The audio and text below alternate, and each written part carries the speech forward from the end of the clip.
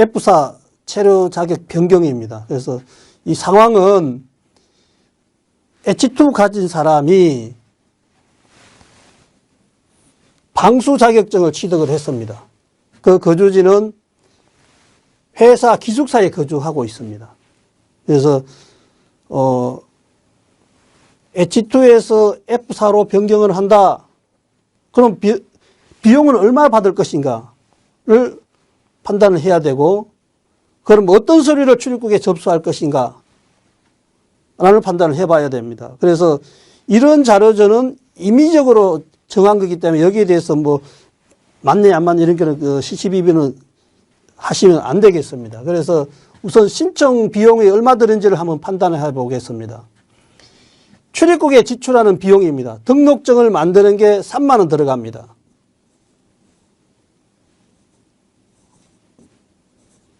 들어가고,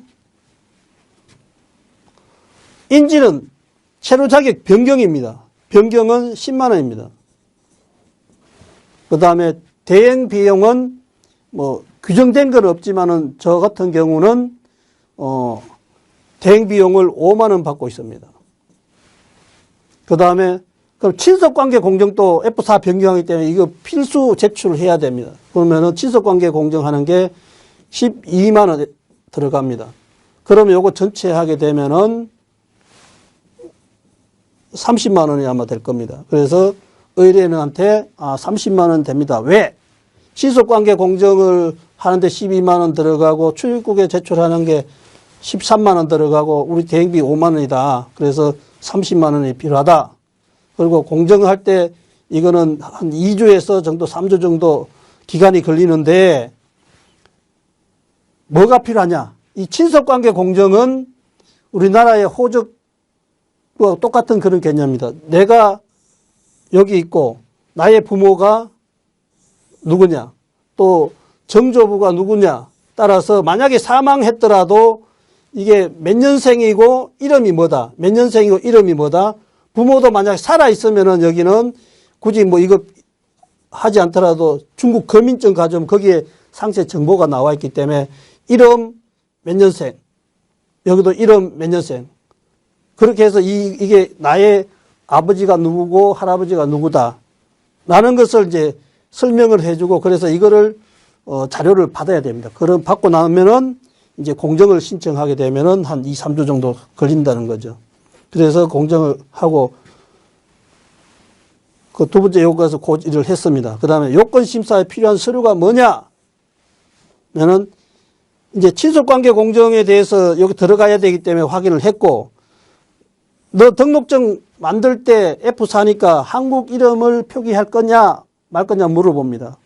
가능하다 그러면은 중국 신분증을 요구하면 되고, 그러니까 여권에 이 본 서류가 원본이 들어가야 되는 거는 여권, 외국인 등록증, 본인의 호구부, 그 다음에 중국 신분증을 한글 이름 표기를 한다 했기 때문에 중국 신분증, 그 다음에 변경하기 때문에 등록증 자체를 사실은 바꿉니다. 그러면은 그 사진, 요거는 여권용 사진입니다. 사진 찍을 때는 반드시 여권용 사진, 그러니까 뭐 귀걸이 한다든지 안경 한다든지 이런 것들은 귀도 사실 노출시켜야 되고, 사진관에 가면은 출입국에서 배부한 여권 사진용이 샘플이 대부분 있습니다. 그걸 잘 확인하시고, 만약에 이 사진이 과거의 등록증에 사용했던다든지 아니면은 과거에 뭐 제출했던 흔적이 있으면 이거는 안 됩니다. 그래서 최신 3개월 이내에 찍은 사진이라만 가능하다. 그 다음에 앞에서 방수 자격증을 취득했다고 그랬습니다. 그러면은 자격증, 요게 수첩으로 까만 수첩으로 된 것도 있고 아니면 종이로 자격증 된 거 나온 것도 있습니다. 아무 상관이 없습니다. 그 다음에 국가기술 취득상 확인서라는 게 있습니다. 두 가지. 여기에 유효기간이 아마 3개월로 아마 되어 있을 겁니다. 이건 미리 발급받아가 나중에 하게 되면 다시 발급받아야 됩니다. 그래서 그 다음에 이제 직업 신고서도 해야 되고, 그 다음에 이제 이 보면은 회사에서 거주하는 거로 되어 있기 때문에 회사에서 거주 숙소 제공 확인서라는 거를 서류를 작성해야 됩니다. 그래서 저기 외국인이 우리 회사에 있다라고 여기 첨부할 수 있는 것은 사업자 등록증 추가하게 되면은 F4 변경할 때 필요한 서류가 비용이 얼마 들어간다, 뭐 어떤 게 필요하다, 그 다음에 서류에 필요한 것들을 신청인한테 다 자세히 설명하게 되면은 준비된 대로 출입국에 신청하시면 되겠습니다. 이게 이제 통합신청서입니다. 통합신청서에 보면은 지금 내가 체류 자격 변경을 한다. 그 이유는 F4 자격증을 취득했다.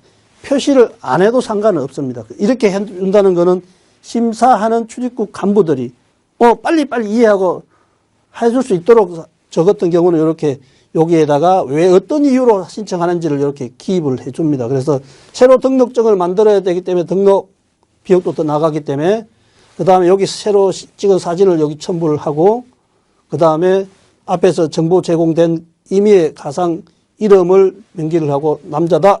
그 다음에 몇 년생이고 외국 등록번호 뒷별에 이게 뭐다. 나는 중국인이다. 여권 번호가 뭐고 여권 발급 일자가 언제고 유효기간이 언제까지다. 나의 체류기간은 회사 주소로 여기에 거주하고 있다. 연락처 번호는 이거다. 그리고 만약에 환급됐을 경우에는 신한은행으로 납부를 해줘라. 그래서 요거는 제 계좌번호가 되겠습니다. 그래서 여기를 기록해주고 만약에 5월 10일을 전화한다, 신청 업무한다 그러면 5월 10일 이런 식으로 신청 일자, 신청인 서명 이거는 위임받은 사람 대리가 있는 게 아니라 대행이기 때문에 신청인 이름을 들어갑니다. 그래서 저 같은 경우는 이제 접수를 하게 되면은 제일 먼저 통합신청서에 여기 사인하시라. 그리고 나중에 시간 여유를 가지고 제가 이거를 다 기록해 준다는 거죠. 그 다음에 F4고 한글 이름을 변기 신청할 수 있도록 해달라고 요구했었습니다. 물어보니까. 자, 그러면 한글 이름 변기 신청서에 보면은 중국인이다.